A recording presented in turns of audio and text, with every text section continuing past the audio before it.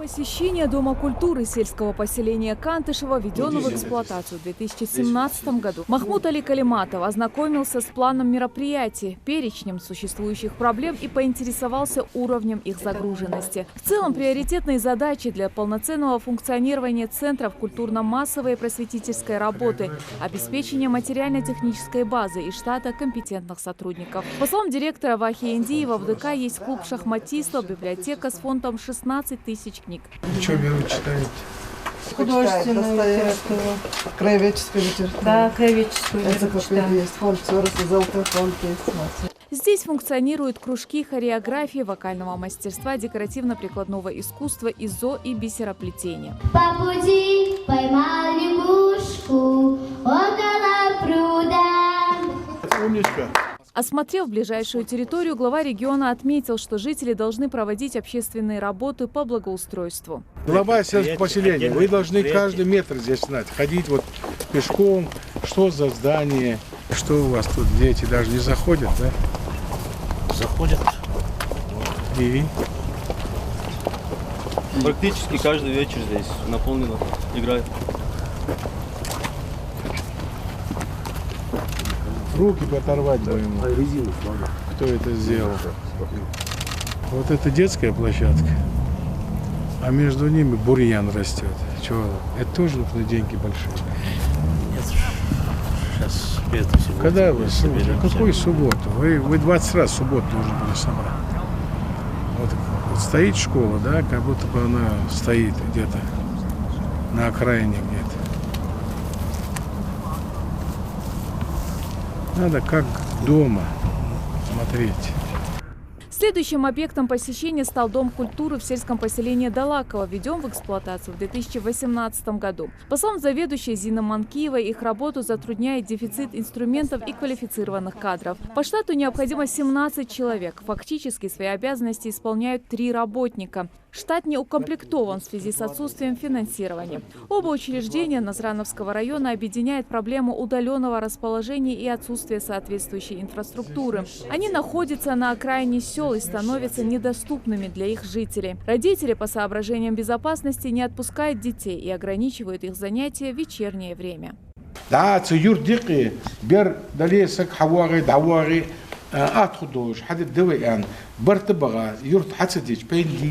нельзя, построили здания, сооружения. Если был бы свет, дорога нормальная, они бы сюда доехали. Он же пустой стоит. Веришь в Ахмятик меча. Они будут привыкать, он здесь развиваться будет духовно. Вот то, что здесь инструментов нет, это мы будем разбираться и будем закладывать эти вещи. Махмуд Али Калиматов поручил министру культуры изучить с инженерами типовой проект учреждения для определения всех недочетов, которые могут наносить вред здоровью детей. Это, например, отсутствие вентиляции в танцевальном зале. Особо глава республики отметил вопрос ухоженности и благоустройства территории. Порядок хотя бы бурьян даяк, шигянят, бурьян халялла. То, что зависит от министерства, но никто же не может за жителей здесь привести порядок свои куанальгии, беши, картии, аймуели дикели, агяныш аюх. Ряд близко аюлыш кустарник хотя бы.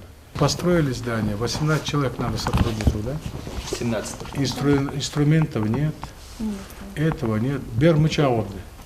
В Малгобекском районе Махмуд Али Калиматов посетил нетиповой ДК в Нижних Ачелуках, построенном в 2015 году за счет муниципальных средств до реализации в регионе программ «Культура России» 2012-2018 годы и устойчивое развитие сельских территорий. Здесь занимается единственный в Малгобекском районе детский хореографический ансамбль танца «Ангуш».